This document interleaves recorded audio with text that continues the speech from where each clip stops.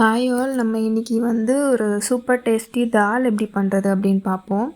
அதுக்கு நம்ம ஒரு குக்கர் எடுத்துப்போம். குக்கரில் கீ கொஞ்சம், அந்த கீயில் கடுகு, அதுக்கப்புறமா சீரகம் போட்டுப்போம்.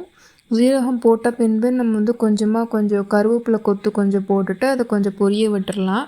அதுக்கப்புறமா 2 கீறின பச்சை மிளகா அதையும் போட்டுட்டு கொஞ்சம் நல்லா வதக்கி விட்டுக்கலாம். அதுக்கப்புறமா சின்ன சின்னதாக வெட்டின இஞ்சி பூண்டு வதக்கிக்கலாம். வதக்கிட்ட பிறகு கொஞ்சமாக வெங்காயம், ஒரு ஸ்மால் சைஸ் வெங்காயம் போதும், அதையும் போட்டு நம்ம வதக்கிடலாம்.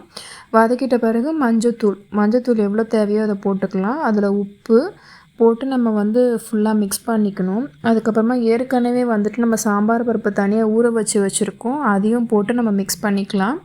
இது ஒரு ஆளுக்கு தேவையான சாதம் தான். ஸோ நான் இதில் ஸ்பெஷலாக பிரியாணி ரைஸ் போட்டு ட்ரை பண்ணியிருக்கேன். ஸோ நம்ம தேவையான அளவு ரைஸும் நம்ம போட்டு தண்ணி எவ்வளோ வேணுமோ, கொஞ்சம் குழையணுன்னா உங்களுக்கு எக்ஸ்ட்ராவாக தண்ணி தேவைப்படும், அதை போட்டுட்டு ஒரு 3 விசில் விட்டுட்டு நீங்கள் எடுத்திங்கன்னா தேவையான தால் சாதம் ரெடி. அதுக்கு நம்ம தொட்டுக்க அப்பளம் எடுத்துக்கலாம். தேங்க்ஸ் ஃபார் வாட்சிங்.